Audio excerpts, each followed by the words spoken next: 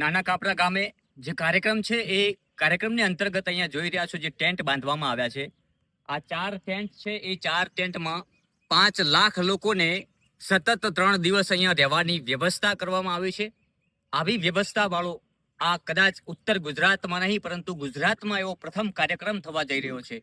આ કાર્યક્રમ છે માં લાખિયાધરાની લાખણેજી અને માં જહુનો પ્રાણ પ્રતિષ્ઠા મહોત્સવ 1008 રઘુનાથપુરી બાપુના આશ્રમના સ્થળ એટલે કે નાના કાપરા કુરસી ભુવાજીના સાનિધ્યમાં આ કાર્યક્રમ થઈ રહ્યો છે.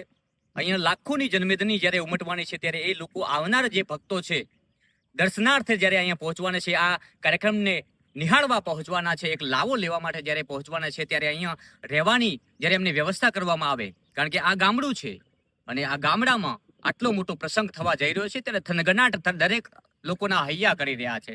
એ થનગનાટ થકી અહીંયા જ્યારે રહેવાની ઉત્તમ સગવડ હોય તો એ લોકો જે આવનાર છે, દૂર દૂરથી આવનાર છે, સમગ્ર ગુજરાતમાંથી આવનાર છે, રાજસ્થાનમાંથી આવનાર છે, બીજા રાજ્યોમાંથી પણ આ વિસ્તારમાં આ એક પ્રસંગનો લાવો લેવા માટે નાના કાપરા જ્યારે પહોંચવાના છે, માં લાખણીના ચરણોમાં શીશ ઝુકાવવા માટે જ્યારે આશીર્વાદ મેળવવા માટે અહીંયા પહોંચવાના છે ત્યારે એમને રહેવા માટેની વ્યવસ્થાના ભાગરૂપે આ આયોજન કરાયું છે.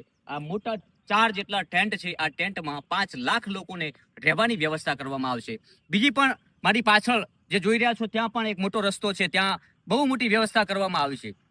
એટલે કહી શકાય કે અહીંયા જેટલા પણ લોકો આવશે પોતાનું વાહન લઈને આવશે તો એની પાર્કિંગની સુવિધા છે, અહીંયા રહેવા માટે આવશે તો નાવા ધોવાની તમામ સુવિધા છે, જમવાની સુવિધા છે, સાથે સાથે સેવાકીય પ્રવૃત્તિઓ સાથે સંકળાયેલી સંસ્થાઓ પણ અહીંયા ઉપસ્થિત રહેશે જે આવનાર મહેમાનોની સેવા કરશે.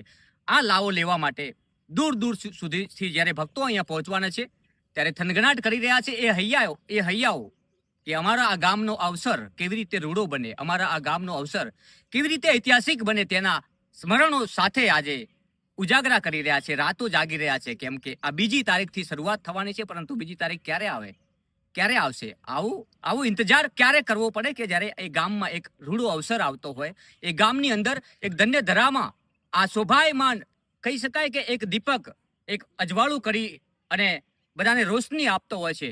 એવી જ રીતે આ કાર્યક્રમ થકી સમગ્ર ગુજરાતમાં એક રોશની ફેલાવવાની છે, કારણ કે આ સંસ્કૃતિની ધરા છે, આ ધન્ય ધરા છે, આ પુણ્યની ધરા છે અને બનાસવાસીઓ થનગનાટ કરી રહ્યા છે નાના કાપરા ગામે આવવાની. નમસ્કાર.